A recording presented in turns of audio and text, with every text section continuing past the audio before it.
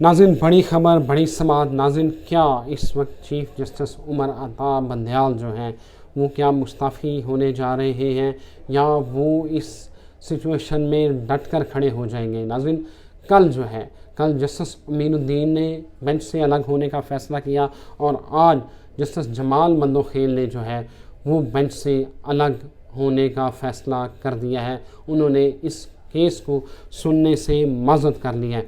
नाज़रीन, सारी सूरत हाल में इमरान खान जो है उनका एक बड़ा पैगाम जो है वो मसूल हुआ है। वो आगे चल के आपको बताऊंगा कि क्या सिचुएशन है। नाज़रीन, इजाज़ुल अहसन, जस्टिस मुनीब अख्तर जो है, जस्टिस जमाल मंदोखेल और जस्टिस अमीनुद्दीन, ये 4 लोग थे और इसमें उमर अता बंदयाल, ये 5 रुकनी बेंच जो है वो 90 रोज़ में इलेक्शन जो है होने हैं उसका फ़ैसला कर रहा था।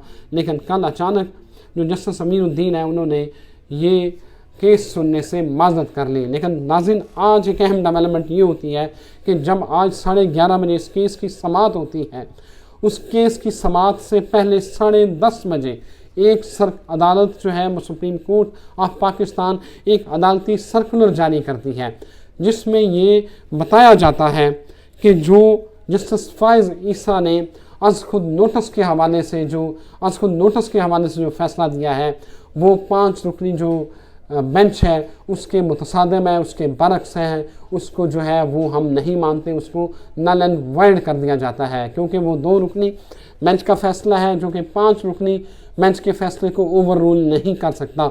और जो सो मोटो अज़ खुद नोटिस का अख्तियार है वो चीफ जस्टिस उमर अता बंदयाल के पास है, उसको कोई उनसे छीन नहीं सकता और उसके ऊपर जो है वो उनका पूरा अख्तियार है, वो उसको एक्सरसाइज कर सकते हैं। नाज़रीन, 11:30 बजे समाअत होनी थी मगर 10:30 बजे सुप्रीम कोर्ट जो है वो एक अज़ खुद नोटिस के ऊपर अदालती सर्कुलर जारी करती है और उसमें यह बताती है कि जो 2 जजेस का फ़ैसला है वो 5 रुकनी बेंच जो है उसके फ़ैसले के बरक्स है और उसको जो है वो अदालत का जो चीफ जस्टिस है उमर अता बंदयाल, ये जो अज़ खुद नोटिस जो है वो इख्तियार जो है वो उनका है। नाज़रीन, इसके ऊपर मरियम औरंगज़ेब जो है वो उन्होंने अपना रद्द-ए-अमल दिया है कि ये जो सर्कुलर है ये एक फ़र्द वाहिद का फ़ैसला है और आज जो 9 रुकनी बेंच जो है वाला जो मामला है वो आज 3 जजों तक पहुँच गया है। नाज़रीन, इस वक्त सुप्रीम कोर्ट ऑफ पाकिस्तान में